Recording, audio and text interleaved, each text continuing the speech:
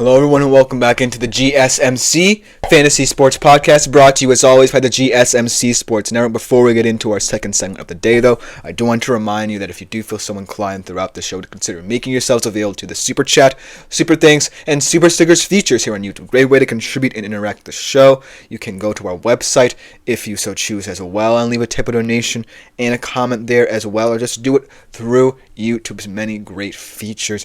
It's greatly appreciated in advance, and it just makes this show that much better. Without further ado, let's jump right into our second segment that Andre kind of set up on a plate for me to present to you guys. The waiver wire. Let's talk about it because it's becoming a much more of a vital topic in this home stretch. Whether you're making last-minute decisions about which players you want to have for that playoff push if you're in the middle of the pack, or you're sitting pretty at the top and you just want to bolster your squad, the waiver wire is going to be very important for you with these stretches.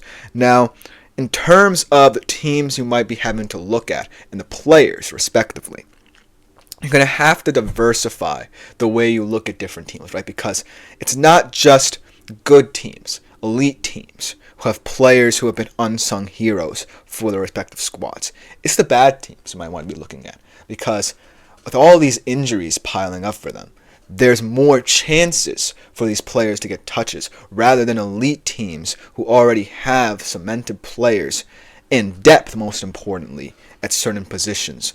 It's these bad teams, right, that really are starting to become valuable ways to analyze different players because of the fact they're the ones in more dire situations and they have less to lose. Thus, these players play more freely because that's the way to, A, prove themselves to their team, and B, make you happy in terms of picking them off the waiver wire. So we're going to talk about that, but Guerrero is another big one, right? Because Guerrero is now on a team, right, that's not necessarily in the most advantageous of positions in terms of playoff position, but still have a shot. And it's those teams as well who are kind of in the middle of the pack, maybe not the most playoff prepared, but still teams who could be fighting for a playoff spot down the stretch, and thus a guy like Guerrero is definitely going to get a lot more touches depending on how this plays out for San Fran. But we'd have to talk about the bad teams if we really want to get into the weeds of finding hidden gems rather than guys who we already have seen to some extent be unsung heroes for their teams. So now we're going to talk about some guys we may not have touched upon before. Let's start off with the quarterback position. And I didn't want to be too obvious, right? Because everyone's floating out Caleb Williams' name. Maybe because, people have dropped him from their rosters mid-season because of his little decline in play. And now we're picking him up ever since the insertion of interim head coach Thomas Brown as his quote-unquote OC, now head coach. But I did want to be a little less obvious. So I decided to go with a guy who should, for the most part, see out the season for Jacksonville, and Mac Jones. He had a pretty decent day against a pretty decent Texans defense and really kept that game closer than it should have been. I still think that, he's not necessarily someone you would want to put your faith in because of the fact he was used goods in New England after that first season there when he looked like he could be a potential competent, serviceable quarterback there in New England after the second season and all that fallout. He doesn't necessarily have the best resume in terms of a quarterback who can step into this kind of situation, but he still is someone I want to monitor because of the fact that this Jaguars team certainly now has a feel to it, not necessarily of wanting to let their head coach down, but in many ways wanting to play for themselves, right? It's not necessarily about the issues of the organization right now. It's about playing for pride and playing for yourself, because if Mac Jones does play well, say he plays out the rest of the season, he could end up getting a decent contract in a better situation. And that's why you have to look at these players, even if they're not the best of options, and still think about them in a positive light. And that's perfect example of a player who is in a situation where, he's playing for a terrible team, but has a chance to prove himself. And that means a lot more to these kinds of players than, say, guys who are just stepping into superstars roles and are already on a team that's established itself as a contender. Whereas the Jags have nothing to play for but pride. And that's why Mac Jones could potentially be a decent player. And let's talk about the depth of one of those playoff contenders in Minnesota, because that is an interesting story to follow. Because when you look at Minnesota, right, you don't necessarily think of them as a deep team because of the fact that this emergence of Justin Jefferson as a superstar talent really kind of diminishes the other players they have there. But Jordan Addison is becoming a star. Jalen Naylor's been timely and opportunistic whenever he's been on the field. And TJ Hawkinson is back in the lineup, and we know what he can do. But there's a guy who I think can be really advantageous for the Vikings on the stretch in the red zone as they try and have a run at it in the NFC North and at the number 1 overall seed in the NFC. And that is Johnny Munt. He's not necessarily the best of tight ends in terms of situational awareness, in terms of actual pass catching prowess, but he is someone who's a physical presence, especially in the red zone. That's why I love him so much. He may not get as many targets, right? Because of the fact the Vikings are a team that wants to spread the wealth around. He is someone who garners intrigue based off of his physicality. And we've seen these kind of backup tight ends around the league. I'm very familiar with a certain backup tight end by the name of A.J. Barner, who's been a surprise for the Seahawks because of the fact he's been catching passes, but he's been seen as more of a blocking tight end. But I digress because I'm talking about Munt here. Munt is someone who is very much like Barner, but I think will have more opportunities down the stretch as the Vikings are going to be playing more and more physical teams where they have to match mano a mano. So Johnny Munt, even though he's not an appealing option at first glance, you have to dig deeper into why he could potentially be a breakout star. Because now you know what the waiver wire market says about certain players and certain teams. But if you're looking at a contender, right, and you're looking at certain players who might step up for them, you have to look at them in more positive lights, but also in terms of situation. Because the Vikings are a team that you know are going to have to fight to achieve their goals for the rest of the season.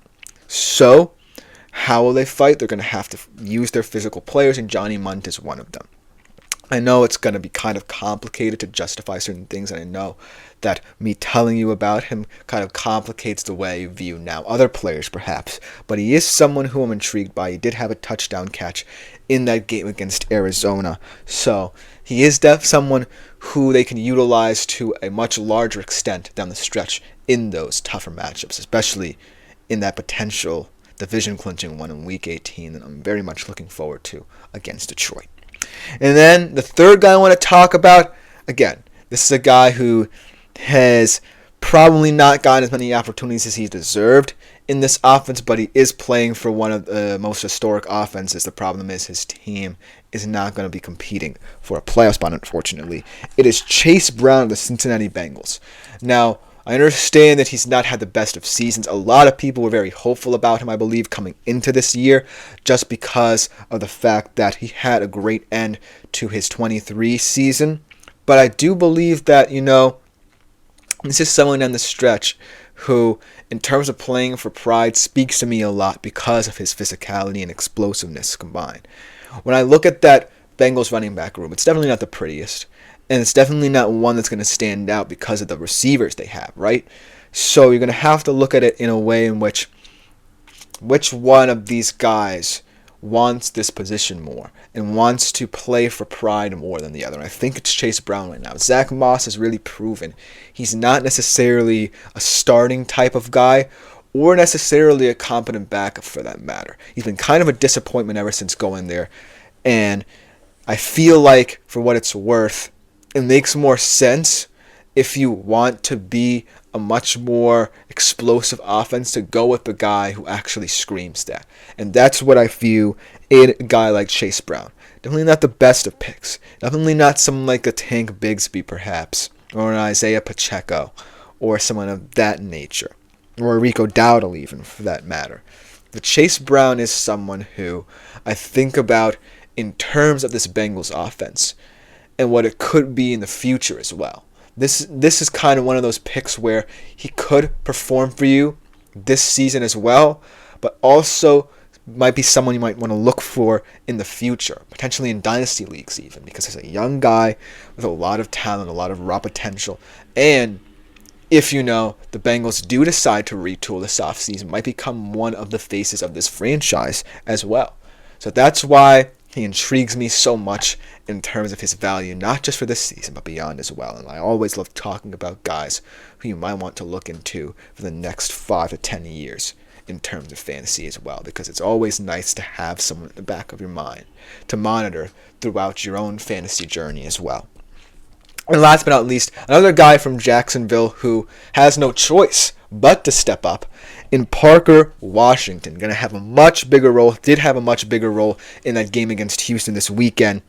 But I feel like this is definitely a gimme kind of pick here because of the fact, the Jacksonville Jaguars have been decimated at the receiver position. And I think that's kind of a weird situation there where, all these receivers are going down and everyone's blaming Trevor, but now Trevor's hurt, and now all these different external issues are coming to light yet again for Jacksonville. I mean, they've been kind of the underlying theme of Jacksonville's season, but they've not been the problem. And I think the receiver issue has been one of them that hasn't been talked about enough. Christian Kirk was injured mid-season. Gabe Davis was injured early in the season. And now you're left with, if you're Mac Jones, guy in Parker Washington. But I like this guy. He's physical, second-year player out of Penn State. And I really think that he showed that he's willing to step up. Maybe not the most explosive of players in that offense outside of, Brian Thomas Jr. and Tank Bigsby. But still a reliable pair of hands for a team wanting to see which players are worth investing. Because at the end of the day, a guy like Christian Kirk or a guy like Gabe Davis is not necessarily going to be worth investing your time into as they age out. Parker Washington's a young guy wanting to prove himself, so look for him to stand up. Let me know what you think about the waiver wire in the comments, as Andre did, because it's a very interesting situation as we head to the concluding weeks of the season. But coming next, we continue with our positional rankings with the most volatile position of all in fantasy, the wide receiver position. You definitely don't want to miss it. We'll be right back. Looking for your